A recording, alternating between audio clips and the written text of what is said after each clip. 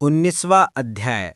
राजा पृथु ने पूछा, हे देवर्षे, अब आप यह कहिए कि भगवान विष्णु ने वहां जाकर क्या किया तथा जलंधर की स्त्री का पतिव्रता कैसे भ्रष्ट हुआ। श्री नारद जी ने कहा, जलंधर के नगर में जाकर भगवान विष्णु ने उसकी पतिव्रता स्त्री वृंदा का पतिव्रत भंग करने का विचार किया। वह उसके नगर में जाकर ठहर गए और रात में उसे स्वप्न दिया। वह उनकी माया और अदृश्य कार्य प्रवृत्ति थी और उनकी माया द्वारा जलंधर की स्त्री पतिव्रता वृंदा ने रात में यह स्वप्न देखा कि उसका पति नंग होकर सिर पर तेल लगाए महेश पर चढ़ा है। वह काले रंग के फूलों की माला पहने हुए है तथा उसके चारों ओर हिंसक जीव हैं। वह सिर मुंडाए हुए अंधकार में दक्षिण दिशा की ओर जा रहा है। उसने अपने नगर को समुद्र में डूबा हुआ देखा और इस प्रकार के दृष्टि से उसे अपेक्षगुण भयानक सपने देखे। फिर तुरंत ही वह जाग पड़ी और सपने के संबंध में विचार करने लगी। इतने में उसने सूर्य को उदय होते हुए देखा तो सूर्य में उसे एक छिद्र दिखाई दिया तथा वह क्रांति रहित था। इसे उसने अनिष्ट जाना और भयभीत होकर रोने लगी। वह छज्जे पर गई, अटारी पर चढ़ी, भूमि पर उतरी, मगर उसे कहीं पर भी शांति प्राप्त नहीं हुई। फिर वह अपनी 2 सखियों को साथ लेकर उपवन में गई, परंतु वहां भी उसे शांति नहीं हुई। फिर वह जंगल में निकल गई, पर वहां भी उसे चैन न आया।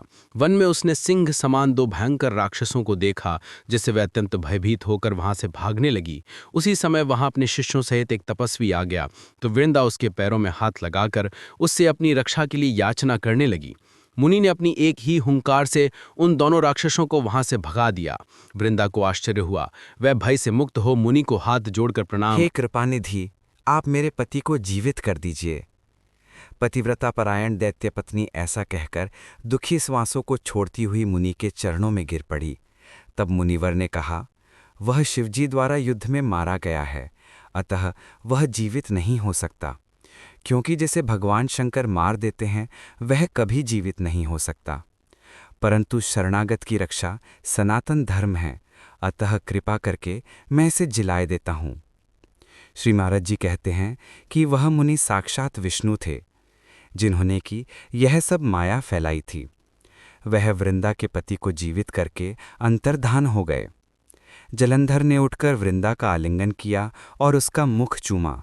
वृंदा भी पति को जीवित देखकर बहुत खुश हुई और अब तक हुई सब बातों को स्वप्न समझा।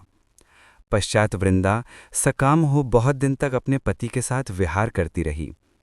एक दिन उसने संभोग काल के अंत में भगवान विष्णु को पहचान लिया। तब वह उन्हें ताड़ित करती हुई बोली, हे परस्त्री से गमन करने वाले विष्णु, तुम्हारे शील को धिक्कार है।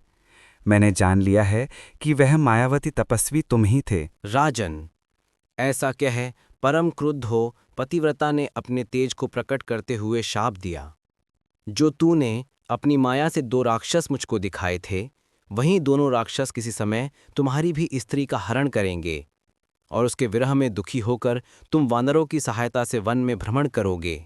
और वह सर्वेश्वर जो इस समय तुम्हारा शिष्य बना हुआ है, वह वहां पर तुम्हारा साथी रहेगा। ऐसा कहकर पतिव्रता वृद्धा भगवान विष्णु के लाख मना करने पर भी अग्नि में प्रवेश कर गई। ब्रह्मा आदि देवता आकाश से उसका प्रवेश देखते रहे।